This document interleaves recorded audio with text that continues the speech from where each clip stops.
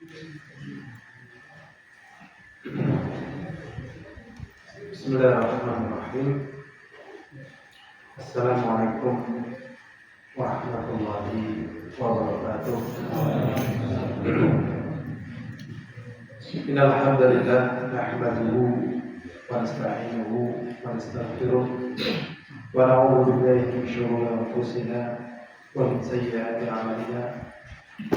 May yahdihillahu fala mudilla lahu wa may yudlil fala hadiya lahu. Asyhadu an la ilaha illallah wahdahu la syarika lahu wa asyhadu anna Muhammadan abduhu wa rasuluh.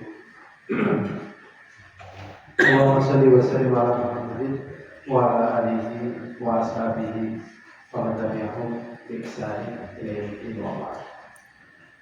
Marilah kita memanjatkan puja dan puji syukur kita kehadirat Allah Subhanahu wa taala. Allah memberikan kita kenikmatan yang sangat besar dan tak terhingga.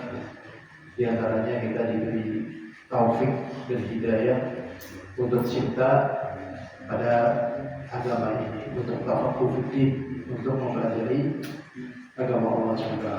Dan di hari-hari ini betapa banyaknya orang yang tertimpa musibah, tertimpa kesulitan, dan alhamdulillah kita diselamatkan dari hal itu.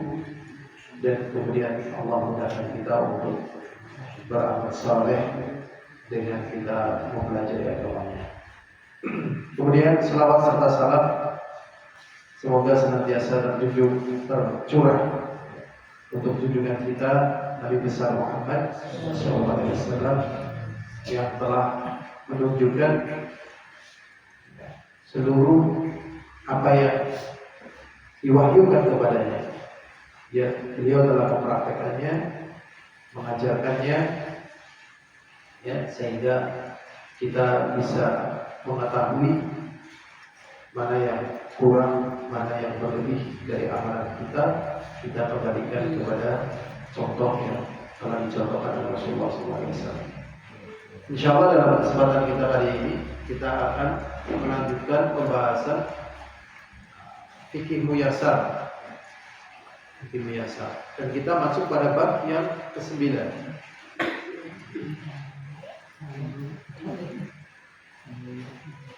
yaitu fin najasat wa kaifiyatu tadhhiriha, yaitu pembahasan tentang najis-najis dan bagaimana cara membersihkannya.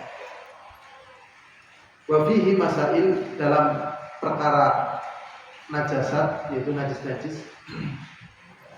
dan bagaimana cara mencucikannya. Di sini ada beberapa masalah, pembahasan-pembahasan, faidah-faidah.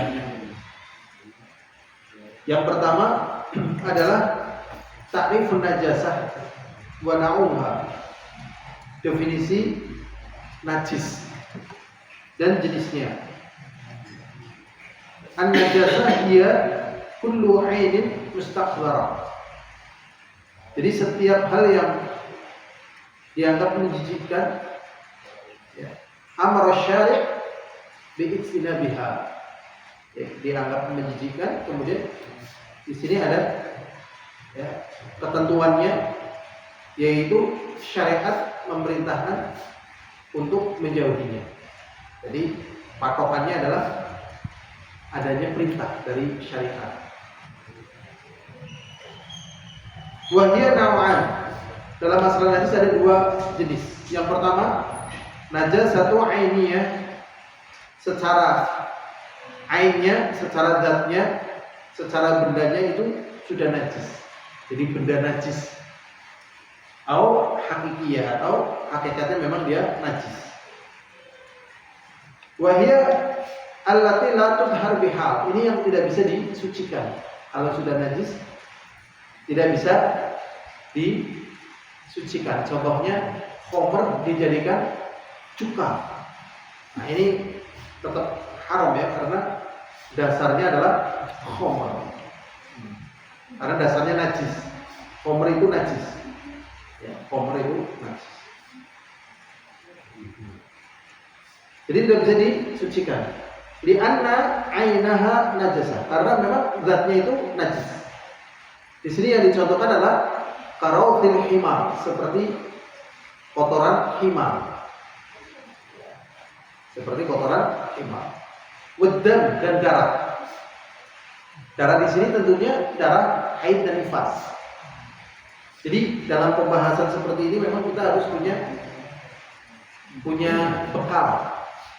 bekal fikih yang mencukupi, karena pembahasan semacam ini pasti ada hubungannya dengan pembahasan yang lain. Jadi kalau misalnya dibahas panjang menyulitkan, ya, sebagaimana yang diketahui kitab-kitab fikih adalah tebal-tebal semua. Ya.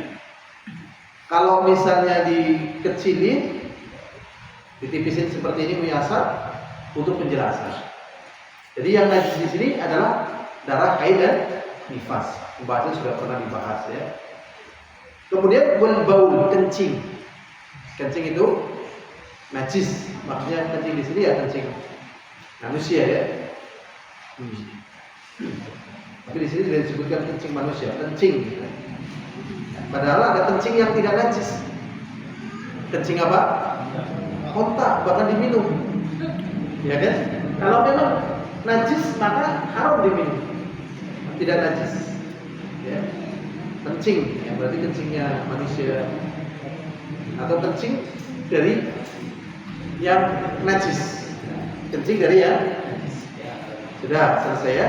Berikutnya pembagian najis yang kedua adalah najasatu hukmiyah. Najis karena dihukumi sebagai sesuatu yang najis. Dihukumi apa? Najis. Dihukumi najis. Wahia amrun i'tibari yaqumu bil aqdha.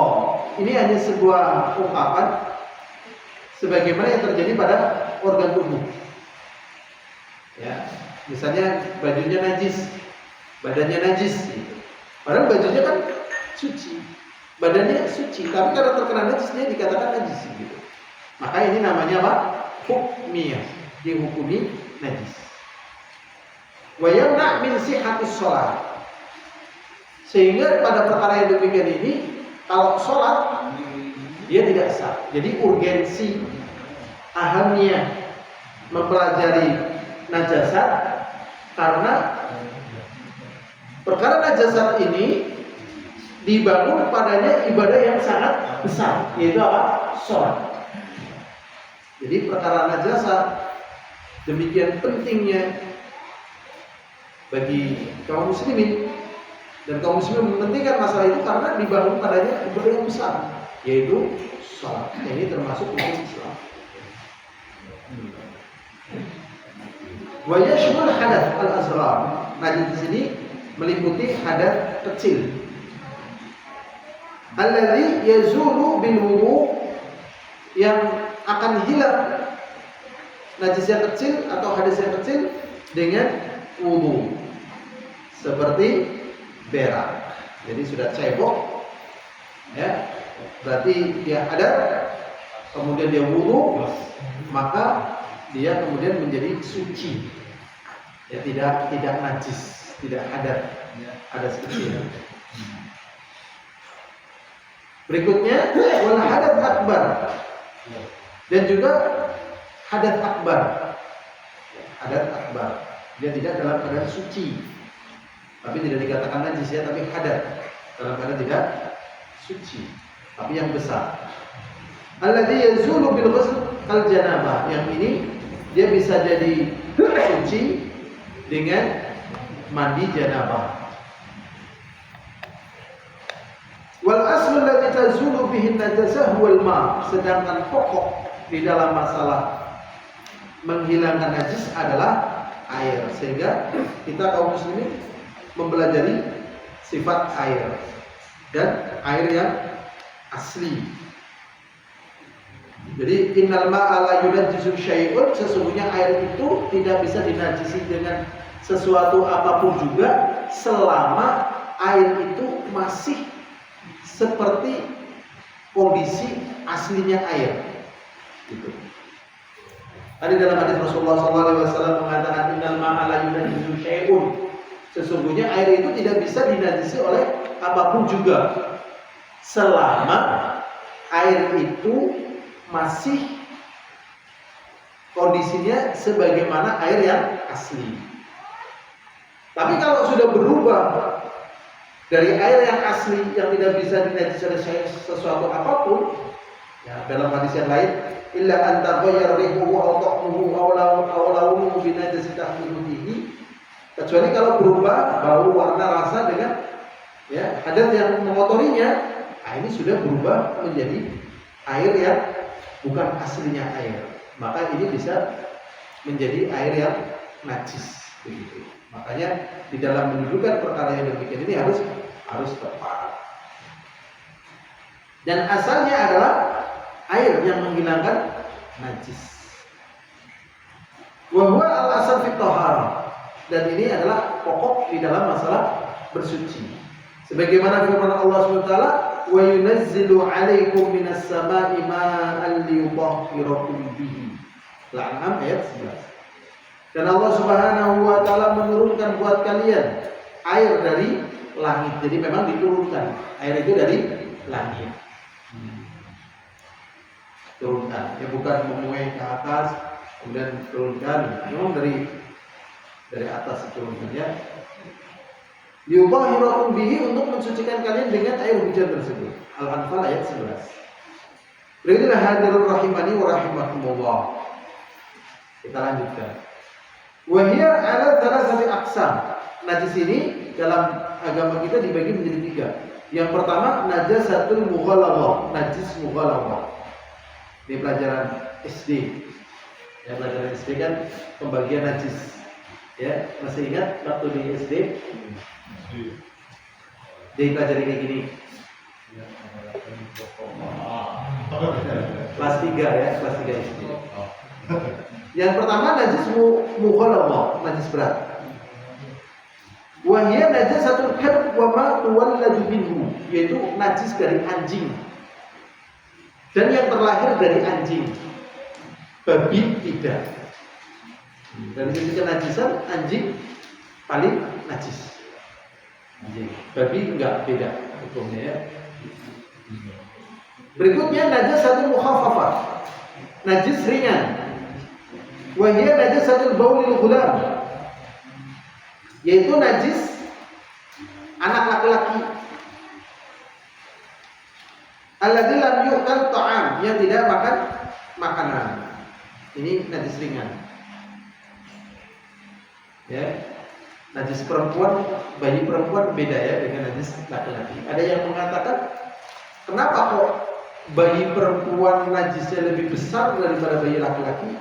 Ada yang mengatakan bahwasanya karena bayi laki-laki itu ya itu sering dibawa, ya bayi laki-laki sering dibawa, orang suka ya sama bayi laki-laki, sehingga pakai kaidah al-masyaqqah tajlibut taisir, karena berat sering dibawa maka mendatangkan kemudahan. Kalau orang mengatakan oh perempuan itu kan haid gitu ya, sehingga najisnya lebih besar, ketahuilah pada usia anak-anak itu wanita belum haid, sehingga istidlal ini ya pendalilan bahwasanya kenapa najis bagi anak perempuan yang balita begitu lebih berat karena haid, ini pendalilannya lebih jauh. Yang lebih dekat adalah karena tadi ya bahwasanya secara umum bayi laki-laki sering dibawa, sehingga dibawa kencing, sehingga di sini syariat mendatangkan keringanan secara hukum. Al-masyaqqah tajlibut taisir. Ini sebagian ulama mengatakan begitu. Berikutnya najasatun mutawassithah. Sekarang najis yang tengah-tengah. Wa hiya baqiyatun najasat, yaitu najis yang lainnya. Kalau baul seperti kencing. Ya, kencing. Kencing ya, kencing umum ya. Kencing nih. Wal ghaib, berak. Wal maitah, dan bangkai. Bangkai itu najis. Yang jarang diketahui, darah yang mengalir itu najis. Misalnya kita nyembelih ayam, darahnya mengenai kita, darahnya itu apa? Najis. najis. Ya, ini jarang dibahas ya. Yang sering kan bok cumplak, ya kan? Padahal ini najis. Ayam gitu najis, darah kebo najis. Ini darah kebo, darah sapi. Kebo mati, ayam mati, najis juga. Makanya makan didih hukumnya apa? Haram. Kenapa haram? Najis tadi. Darah najis tadi kan. Sehingga makan yang najis hukumnya adalah apa? Haram. Tapi sekarang jarang orang yang makan didih ya. Jarang ya. Alhamdulillah. Sudah. Jadi yang najisnya pertengahan itu seperti kencing, berak, dan bangkai. Maksudnya selain bangkai ikan, bangkai belalang. Kemudian sekarang kita masuk kepada masalah yang kedua. Masalah yang kedua. Al-asya' allati qama dalil ala najasatiha. Hal-hal yang atau sesuatu yang ya, ada dalilnya tentang kenajisan hal tersebut. Hal-hal yang ada dalilnya tentang kenajisan tersebut. Sesuatu yang ada dalilnya tentang kenajisan hal tersebut. Yang pertama adalah baulul adami, air kencing manusia. Wa 'alratihi, dan apa? Dan tinjanya. Wa qaihi, dan muntahnya. Ya, muntah ini masalah khilaf di kalangan para ulama. Masalah khilaf. Jadi memang di dalam masalah fikih itu khilaf. Ya. Tetapi ya, ini kan pembahasannya dengan salah. Tetapi tidak ada di kalangan para ulama misalnya muntah, kemudian muntahnya dibiarin, mesti dibersihkan. Dibersihkan. Jadi kalau kita mau sholat tuh ada muntahannya dibasuh. Ada yang mengatakan kalau misalnya muntahnya itu berubah bau, warna dan rasa, najis. Tapi kalau tidak berubah bau, warna dan rasa, maka tidak najis. Tapi yang benar insya Allah muntah itu tidak najis. Coba kita muntah, ya kan? Najis nggak? Iya kan? Enggak. Yang kita makan juga halal. Nah, maka nggak misalnya makanan najis yang bertanya dengan makanan yang keluar dari tubuh kita, di antaranya apa? Ludah. Nah, ludah jadinya apa? Najis. Ya, cici ya kotor. Kalau misalnya ludah, ya ludah atau misalnya, iya cici kotor ya. Makanya para ulama membersihkan. Tapi pembahasannya memang ada di Bukhari juga ada. Jadi memang pembahasan fikih itu tingkat kesulitannya agak tinggi karena adanya khilaf. Dan kita membuang khilaf nggak mungkin, pasti ketemu khilaf, pasti. Gak mungkin dibakukan kayak gitu, gak mungkin. Paling nanti dikuatkan ya, dikuatkan.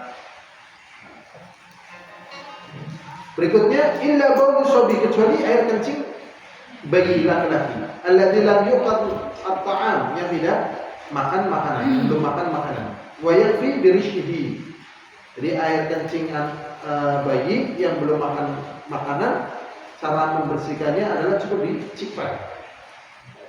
Li hadits Ummu Qais bintu Mihsan, sebagaimana hadits ya Ummu Qais bintu Mihsan. Beliau mengatakan anna atat bi ibnin laha shaghir. Sesungguhnya beliau mendatangkan bayi perempuannya, bayi laki-lakinya yang masih kecil. Lam yukal ta'am, yang belum makan makanan. Ila Rasulullah sallallahu alaihi wasallam, kepada Rasulullah sallallahu alaihi wasallam. Fa ajlasahu. Kemudian bayinya didudukkan di hijri pangkuannya. Fabala 'ala thawbihi, kemudian kencing di pakaiannya. Banyak bima'in, kemudian Rasulullah minta air, fa nadhahu. Dicaprati walam yaghsilhu, dan tidak dicuci. Ingat, pelajaran ini sangat agung. Bayangkan, ini muncul 1447 tahun yang lalu. Apa? Susu formula. Yang belum makan. Susu sapi. Itu ya sudah termasuk dalam kategori makan. Iya, sudah dalam kategori makan. Iya. Belum makan apa-apa ya, itu ya ASI, kolostrum. Yang suka susu sambung, ya ada formula SKM dan seterusnya. Itu di negeri kita. Kalau di Timur Tengah nggak ada istilah susu sambung. Disusukan. Iya. Makanya kan ada saudara sepersusuan. Jadi kalau misalnya seorang ibu, ya belum keluar asinya, tetangganya ada yang nyusuin, udah langsung biasa otomatis. Makanya itu nanti ada saudara sepersusuan. Ini pembahasan saudara sepersusuan ya. Udah kita lanjut ke sini aja. Nah ini tadi. Kalau misalnya sudah jadi saudara sepersusuan maka haram menikah. Maka ini menjadi kendala di Timur Tengah. Ya, pas kecil disusuin gitu. Setelah itu mungkin pisah. Ketemu gede. Akhirnya kadang menikah. Ini nggak boleh, ini kita harus pisahkan. Makanya kalau misalnya itu adalah saudara sepersusuan, ya hati-hati jangan sampai menikah. Karena makmum bagi dia. Ini banyak diingatkan oleh para ulama. Hati-hati sekali masalah ini. Tapi di negeri kita ini hampir tidak ada yang saudara sepersusuan. Dan saudara sepersusuan ini itu tak kalah bayi, ingat. Paham ya Mas Denika? Karena orang ngawur gitu loh. Itu ngawur ya. Bahkan orang-orang yang anti Islam itu ngawur. Jadi ini tak kalah bayi. Tak kalah apa? Bayi. Itu pun sebanyak 5 kali hasoyat. Hasoyat itu artinya kenyutan, ya kenyang. Jadi gini, cara itu ya, nyot sampai 5, 1. Nyot 5 kan 2. Nyot 5, 3. Nyot sampai 5 kali, maka itu saudara sepersusuan, bukan nyot 1, nyot 2, enggak. Itu ada cara ngitungnya di kalangan para ulama. Makanya tadi ada yang mengatakan sampai kenyang, kenyotan itu kasoyat. Tapi di Indonesia enggak model. Di Indonesia modelnya adalah susu sambung. Jadi tadi yang sudah makan susu formula sudah makan. Wayak tafi birihi. Biarit muqais bintu Musa. Ana atat bi ibnillah saqir lam yuqal at-ta'am ila fa ajlasahu fi hijri. Amma baulul ghulam alladhi yuqal at-ta'am wa kadza baulul jariyah fa innahu yuqsal ka baulil kabir. Adapun kencing anak laki-laki yang sudah makan, demikian juga kencingnya anak perempuan yang balita tadi, fa innahu yaksil ka baulil kabir. Sesungguhnya dicuci sebagaimana terkena air kencing dewasa. Yang kedua, damul masfuh. Damul masfuh yaitu darah yang mengalir, yang dialirkan, ihraq, disembelih, itu namanya. Dari mengalir namanya masfuh. Minal hayawan al-ma'kul, dari binatang yang dimakan dagingnya. Ini najis. Darah yang mengalir dari binatang yang dimakan dagingnya. Berarti apa? Ayam, endok, sapi, toko, apa lagi itu Pak? Pokoknya yang dimakan itu. Kambing, kelinci, kancil, pokoknya yang halal-halal. Kuda, ya. Gajah gimana? Gajah mukhtalafun fih. Ada yang mengharamkan, ada yang menghalalkan. Imam Ahmad mengharamkan, tapi tetap khilaf karena makanannya bukan daging, cuma ada lalainya. Kalau buaya halal ya. Buaya itu masuk dalam kategori ikan secara fikih. namanya ikan buaya.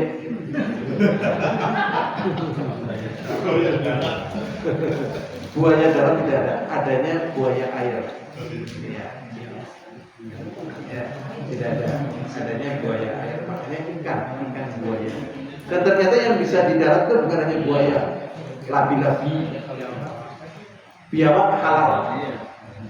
Ya, namanya waro, biawak. Ya, jadi boleh halal biawak.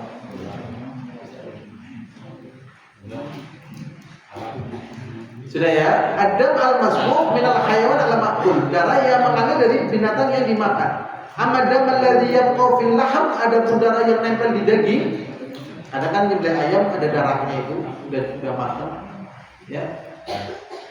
Wal uruq dan urat fa innahu tahir, sesungguhnya itu suci. Berarti dimakan halal. Kadang-kadang kita makan ayam goreng, ayam dan darahnya kandel ya kan? Di bawah itu tuh halal. Halal ya. Jika kita ada sebagaimana firman Allah SWT, audaman masbuha, atau darah yang mengalir. Darah yang mengalir itu najis. Ya, najis. Jadi untuk cuplak tapi najis. Tapi cuplak itu menurut berita kesehatan itu bukan karena darah, karena kotor katanya tubuhnya. Jadi ada pembahasan ilmiah. Tapi wallahualam ya, saya sendiri juga belum begitu tahu. Ya, makanya belum begitu tahu apa tatkala kena darah ayam terus timbul cuplak dari sisi itu, atau cuplak itu bukan dari darah itu, tapi karena dari tubuh manusia yang ada kotoran ya, sehingga menimbulkan cuplak gitu. Ini mereka lah ya, para peneliti. Tapi yang di sini darahnya najis. Yang ketiga, baul warau kullu hayawan ghairu ma'kul lahm. Baul, kencing, warau kotoran, kullu hayawan, setiap binatang ghairu ma'kul lahm, yang dagingnya itu tidak dimakan. Seluruh binatang yang daging tidak dimakan, ya, air kencingnya adalah apa? Najis. Kotorannya juga najis. Apa contohnya? Kucing. Saya pernah menjelaskan ya, air kencing kucing itu tidak najis. Berdasarkan hadis Rasulullah SAW, innahu qawafina indakum, sesungguhnya kucing itu kan gelibet beberapa kali ya. Tapi setelah saya pelajari lagi, ternyata yang betul najis. Walaupun ada juga yang tidak berpendapat najis gitu. Nah, jumhur berpendapat najis. Memang semuanya tidak najis, kecuali kencingnya sama kotorannya. Kucing najis itu yang benar. Itu pendapat jumhur. Dalilnya apa? Dalilnya ini ya, kaidah. Nah, jadi kalau ada yang mengatakan tidak najis itu pakai dalil umum. Ya, yang tadi innahu qawafina indakum, kucing itu gelibet. Yaitu pakai kaidah lagi al-masyaqqah tajlibu taisir, kesulitan mendatangkan kemudahan. Tetapi yang benar insyaallah ini ya, ini menunjukkan bahwasanya ketentuan hal-hal yang najis itu dibangunnya di atas dalil.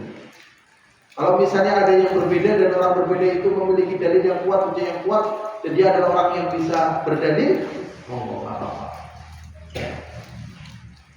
Tapi umumnya ya, jumhur untuk kencing kucing adalah najis. Ya. Kalhir seperti kucing, wal faqr, dan juga tikus. Tikus. Berarti daging tikus halal apa haram? Haram ya, buktinya di sini dimasukin ke situ.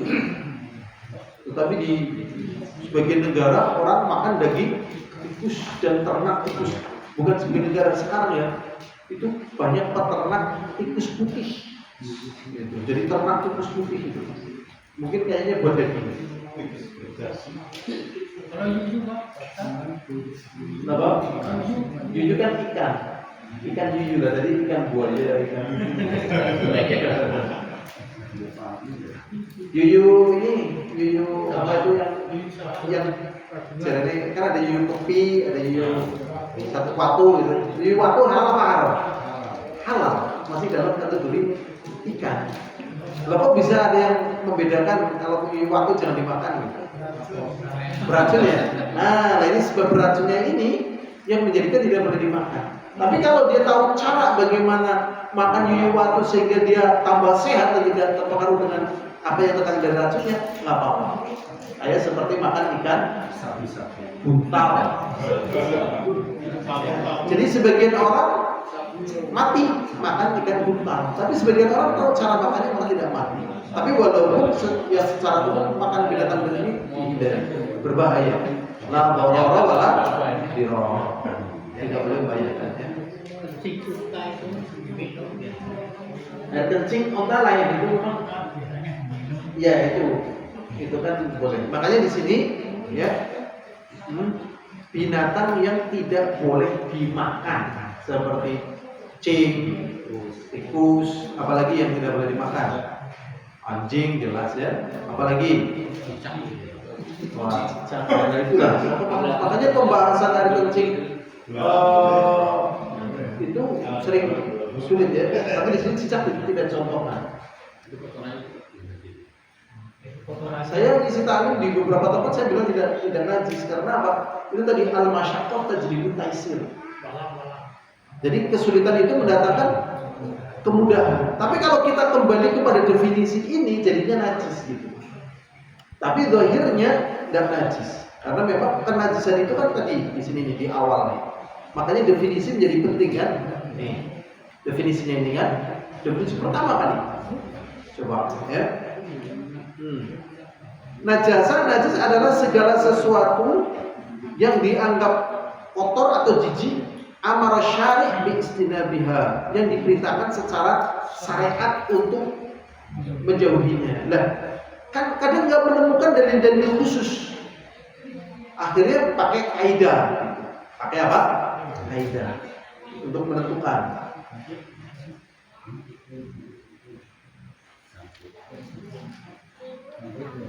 Berikutnya hadirun azan wa azakumullah.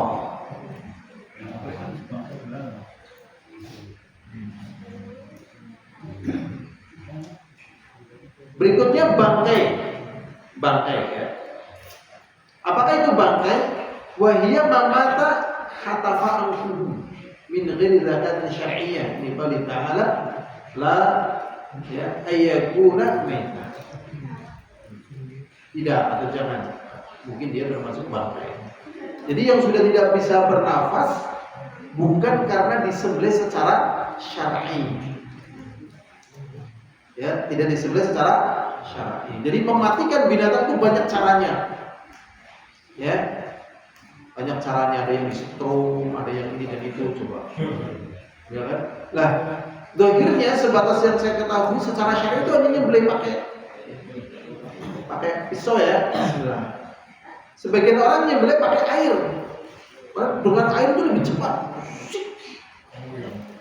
Nah, ini zahirnya tidak syar'i. Berarti kalau tidak syar'i masuk dalam kategori apa? Bangkai. Hati-hati banget ya. Nyembelih massal, bismillah pingsan, oleh motor taruh banyu. Ribuan. Ya. Harusnya terakhir bismillah.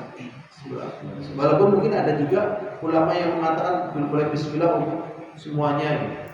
Tapi ini ijtihad. Ya. Kemudian ada juga yang bismillah terus disalurkan pakai air. Ini juga hanyalah ijtihad. Yang benar kalau menurut ana ya satu-satu. Itu kan menghilangkan nyawa loh. Dan nyawa itu kan mahal. Kita kan nggak bisa ngasih nyawa ya kan.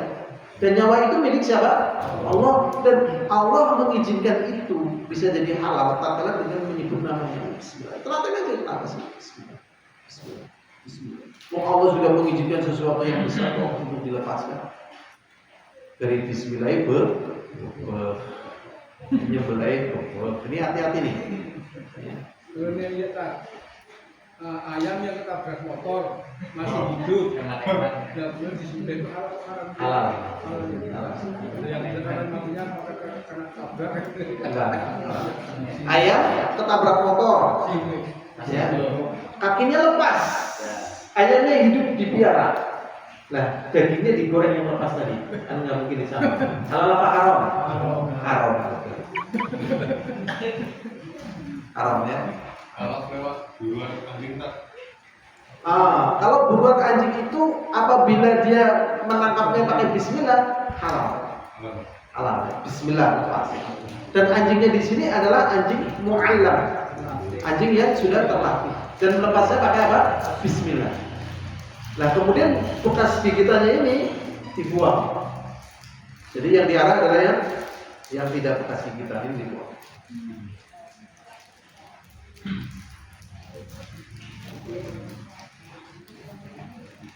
Wa yastatna min dzalika maita as-samak, dan dikecualikan dalam masalah bangkai adalah bangkai ikan.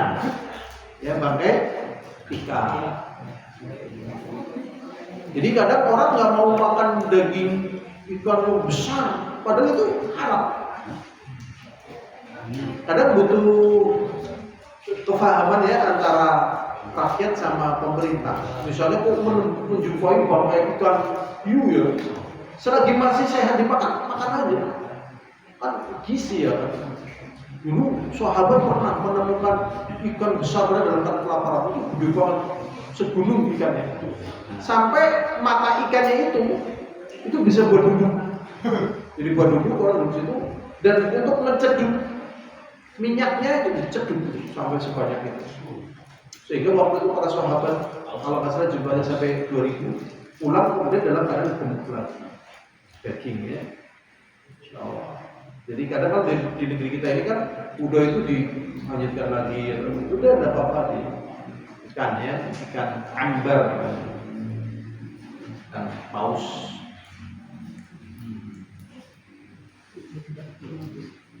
Wal jarad, dan bangkai belalang. Bangkai belalang. Kalau belalang dulu pernah ya ada wabah belalang banyak sekali. Itu halal apa haram? Sehingga orang mengatakan itu belalang setan. Halal apa haram? Halal. Jadi tidak ada belalang setan. Sebagaimana tidak ada rebun setan. Di laut kan ada telur rebun itu, ikan yang buat ebi itu kecil. Pernah di Cilacap itu keluar rebunnya itu. Jadi nelayan sekali ngambil dapat berapa ton? Berapa ton itu? Dan saya nengok langsung ke situ. Coba apa ada istilah rebun setan? Ya enggak. Rebunnya tetap halal ya kan? Buat ebi. Belalangnya juga halal. Cuman rusak orang yang marah. Jadi dia marah ya. Karena ini belalang setan, padahal enggak halal ya.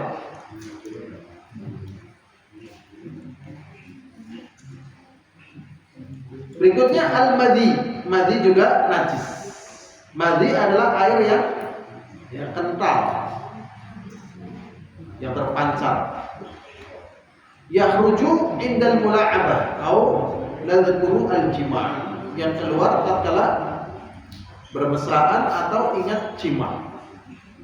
La bisyahwah, tidak dengan syahwat, wala tahu, dan tidak ada hentakan, ada keluar mati, dan tidak menyebabkan keloyohan, dan terkadang tidak merasa tatkala keluar. Ini hukumnya adalah najis. Ya, sebagaimana ucapan Rasulullah SAW kepada Ali bin Abi Thalib, tawadda waghsil dzakarka, berwudulah dan cucilah kemaluanmu. Pembahasan semacam ini menunjukkan keagungan agama kita, detail sekali. Ya, detail masalah seperti ini. Ditujukan pembahasannya karena berkaitan dengan ibadah yang besar, sholat, ya, haji dan sebagainya, tawaf. Yakni minal madhi, dibersihkan. Walam yu'mar fihi bil ghusli takfifan bil haraj. Tetapi tidak diperintahkan untuk mandi supaya tidak memberatkan. Berikutnya wadi. Wadi juga najis. Kemudian darah haid juga najis. Ini jelas, ada 7. Berikutnya masalah yang ketiga, bagaimana kita mensucikan najis. Yang pertama, apabila najis itu mengenai tanah dan tempat, maka cukup disucikan dengan mencucinya 1 kali. Maka hilang ya, najis tadi. Jadi diguyur sekali ya, misalnya anak kecil kencing di tanah maka diguyur. Di sini berdasarkan hadis Rasulullah SAW, tatkala ada orang Arab Badui yang kencing di masjid, maka cara membersihkannya adalah diguyur dengan air. Sudah hilang, netral ya, karena memang penetral daripada najis adalah air, netral, sudah zat-zatnya dan sebagainya hilang. Yang kedua, apabila najisnya itu mengenai bumi. Apabila najisnya itu bukan mengenai bumi, seperti pada pakaian atau bejana, maka apabila itu dari jilatan anjing, maka harus dicuci 7 kali. Salah satu di antaranya dengan tanah. Tapi yang benar adalah yang pertama, ulahuna fiturah. Walaupun ada yang lainnya mengatakan ya ikdahuna gitu, ataupun akhirnya dengan tanah. Tapi yang benar adalah pertamanya dengan tanah, dan ini tidak bisa diganti dengan yang lain. Ini namanya ta'abbudi dalam rangka ibadah. Dipakai tanah. Setelah itu pakai air 6 kali. Berdasarkan ucapan Rasulullah SAW, apabila seekor anjing menjilat bejana salah seorang di antara kalian, maka cucilah 7 kali. Dan yang pertama itu dengan tanah. Ini secara umum ya, di bejana apa saja maka pakai tanah. Demikian juga pada pakaian ataupun yang lainnya, kasur dan sebagainya dipakai tanah. Makanya orang-orang beriman tidak suka miara anjing. Dan sebenarnya miara anjing itu berbahaya secara kesehatan. Mental juga nggak bagus ya. Cuman orang-orang tidak beriman itu ya menampilkannya yang enak-enak, padahal itu banyak mudaratnya. Apalagi kalau anjingnya kena rabies. Adapun najisnya babi, fasahih annaha kasairin najasat. Najisnya babi fasahih, yang benar. Berarti di sini ada khilaf. Fasahih itu maksudnya adanya khilaf. Berarti ada yang menyamakan najisnya babi itu kayak anjing. Fasahih tapi yang benar gitu. Dan ini yang tepat, seperti najis-najis yang lainnya, cukup dicuci 1 kali, maka hilang syaratnya. Dan apabila najisnya itu dari kencing, berak, dan darah dan sebagainya, maka dicuci bersamaan dikeruk. Ya, dikerok ya. Misalnya najisnya itu karena kencing, ya, berak ataupun darah, itu dikerok. Misalnya najis darah haid, dikerok ya. Kalau misalnya masih ada bekasnya, maka ini tidak mengapa. Ya. Kadang memang masih ada bekasnya.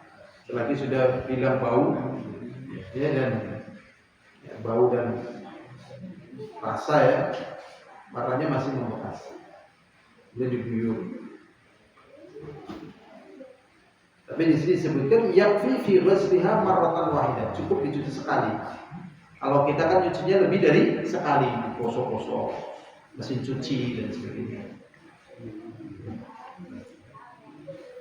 Wa yakfi fi tathhiri baulil ghulam alladhi lam yuqtal ta'am an-nawah. Ini tadi sudah. Ya, habis ini diulang lagi. Dan cukup mencucikan ya, air kencing anak yang belum makan apa-apa, cukup dicepretin. Berdasarkan ucapan Rasulullah SAW, yuksal min baulil jariyah wa yamdah min baulil ghulam. Kalau dari air kencing anak perempuan yang masih kecil dicuci, kalau bayi laki-laki cukup dicepret. Adapun kulit bangkai makul lahm yang dagingnya bisa dimakan, fa innahu yutahhir bid-dibal. Misalnya ada kerbau mati. Kerbau apa? Mati. Najis atau tidak najis tadi? Najis. Kalau dimakan haram. Kulitnya yang najis ini bisa jadi suci dengan cara disamak. Sebagaimana ucapan Rasulullah SAW, ayyuma ihabin dubir faqad tahur. Kulit apa saja yang disamak maka jadinya suci. Kemudian darah haid dicuci oleh wanita dari pakaiannya dengan air. Kemudian diceprati, kemudian dia sholat dengannya. Maksudnya ini bisa disucikan. Maka wajib bagi setiap muslim memperhatikan atau mementingkan bersuci dari najis-najis pada badannya, pada tempatnya atau pada pakaiannya. Alladzi yusalli fihi, yang dia sholat dengannya. Li'annaha syartun li sihhatis shalah. Karena ini menjadi syarat sahnya sholat. Ini pembahasan sudah selesai. Kalau mau ada pertanyaan atau mau berbicara, tentang berwudu di kamar mandi yang ada toilet itu gimana hukumnya itu? sebenarnya secara umum boleh. Adapun ulama melarang atau memperingatkan, itu dikhawatirkan di toilet itu ada najis. Ya, jadi permasalahan ada apa?